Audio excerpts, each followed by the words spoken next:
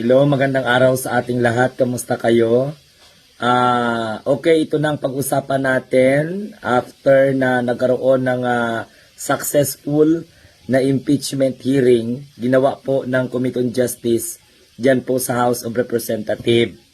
So, meron pong banat si Representative Chua. Alam naman ninyo na si Representative Chua, siya po yung isa sa mga naging chairperson ng Committee on Good Governance and Accountability sa House of Representatives in the 19th Congress. So ito na nga, sabi po ni Representative Chua kay Sara Duterte, puro lang satsat.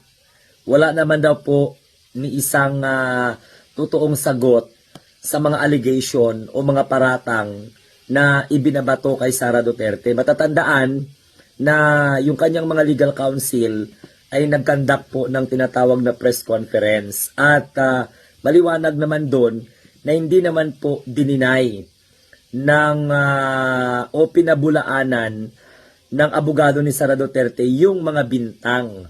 Ayon po yan sa statement ni Representative Terry Gadon, okay?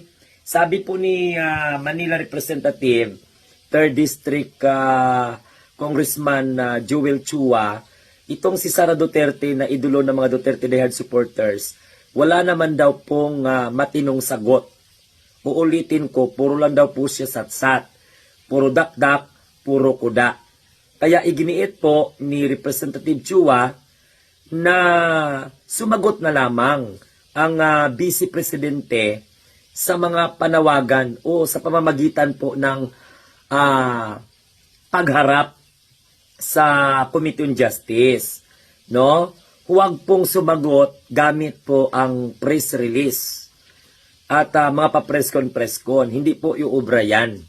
So dapat talaga daw di umano gawin ayon sa representante ni Sara Duterte para maklaro po ba sa taong bayan na sumusuporta sa kanya at sa mga taong bayan na hindi sumusuporta sa kanya na sa halip na magdakdak ang mga abogado, okay, at saka si Sara Duterte sa press release or di kay press con, bakit hindi na lamang humarap sa pandinig, no? Pero nauna na pong sinabi na again ang Vice Presidente na may balak maging Pangulo ng Republika ng Pilipinas sa 2028, kahit alam niya po sa sarili niya na hindi po siya qualified, okay, even though may right siya, but she is not qualified, kay incompetent man good, right? Despite po sa mga makabu ng yung tinatawag na bulaang performance rating and at the same time trust rating, wala talaga siyang kakayang pamunuan ng bansa.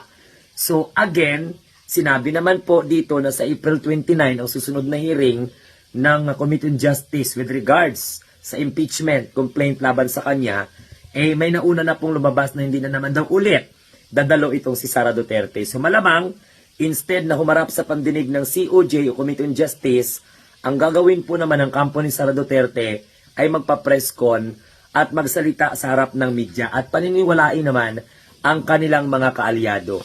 So again, puro lang daw po satsat si Sara Duterte, dakdak na parang kukak palaka na hindi naman po sinasagot yung mga accusation laban po sa kanya. So ano pong masasabi ninyo sa pahayag ni Manila 3rd District Representative Joel Chua kaugnay po sa dapat gawin ni Sara Duterte?